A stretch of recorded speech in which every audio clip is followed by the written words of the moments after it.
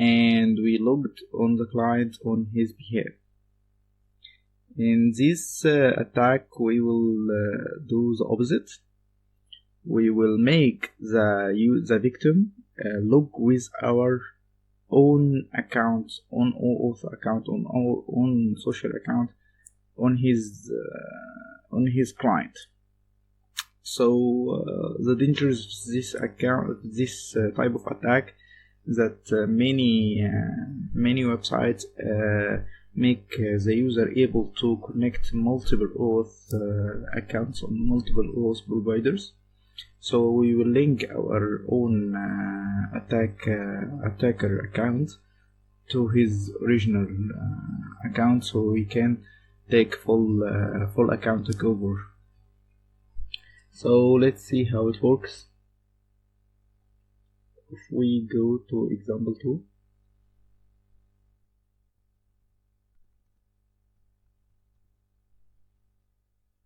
and let's forward it. Here we see login with localhost 5000. Let's open two windows to make it clear how we can from another account access this account.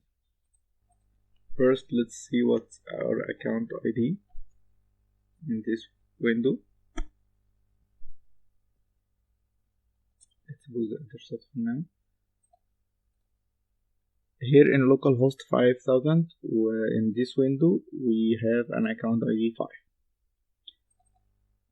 And here, let's log in with another account. Let's see 10.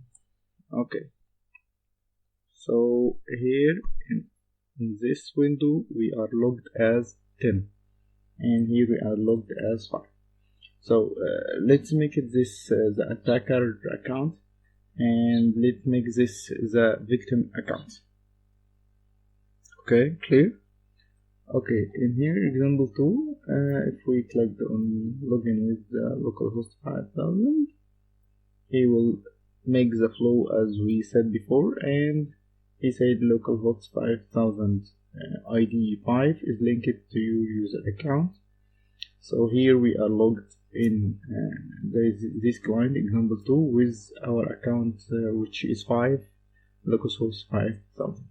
What we are trying to do is log in to this client account at localhost 4000 example 2 here.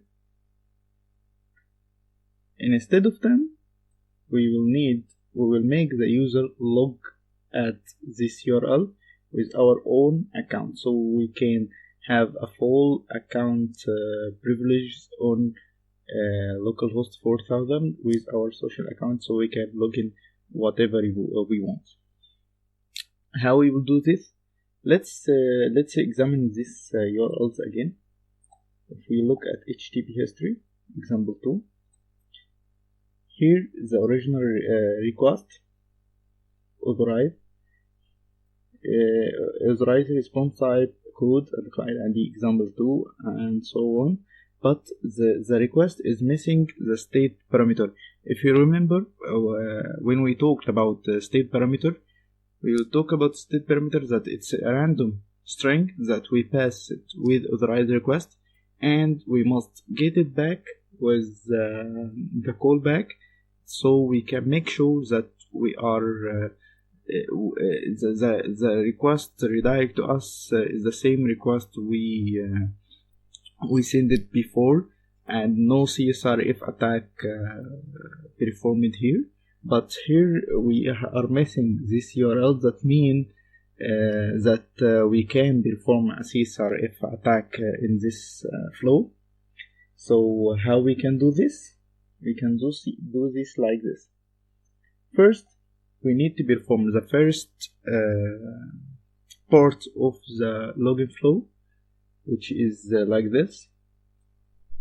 So let's start the login flow again, but here let's intercept it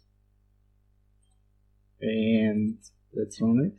Okay, forward, login with localhost Here's the first type of the request, authorize. Let's forward it and intercept the response. This is what we want. Our authentication code. This is authentication code for our attack account, for our attacker account. So if we take this URL and make a malicious page with an iframe hidden and source, this is the URL, the callback URL. So if we replace this callback URL with our callback URL,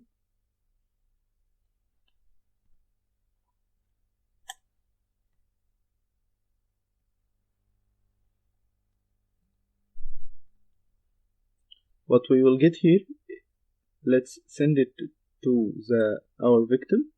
Here, our victim here is an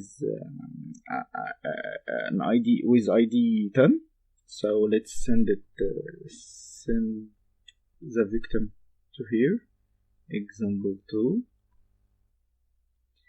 And when the user visits this URL, okay,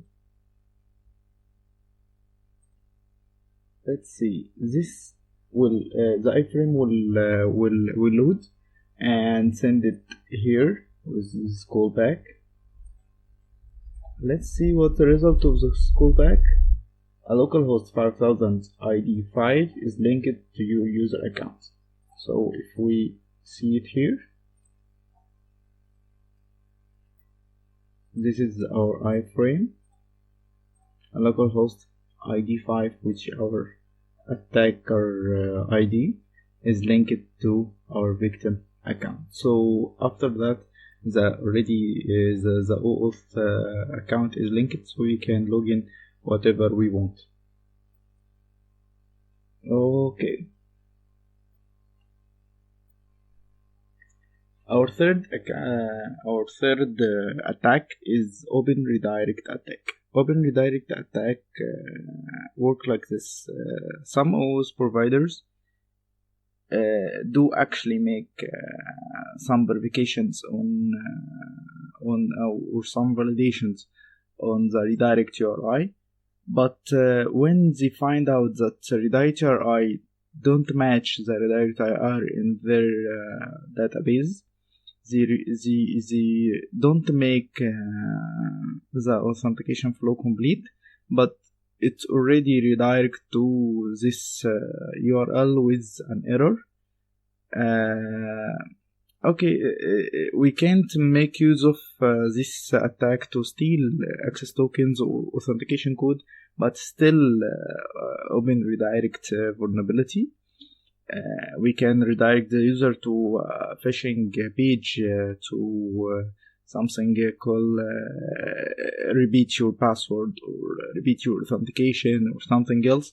So it's still kind of dangerous if it makes it with some social engineering attack. So let's have example of this attack.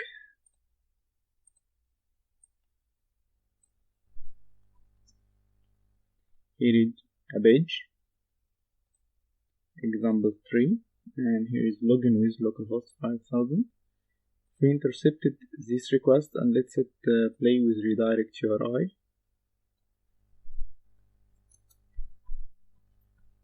Let's say it's directed to Google and forward. Here is hit redirect to Google with it's supposed to be with an error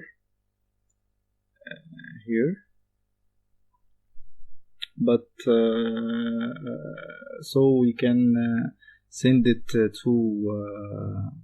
a phishing attack, a phishing page, or the other malicious page, or whatever we want. So it's still a vulnerability.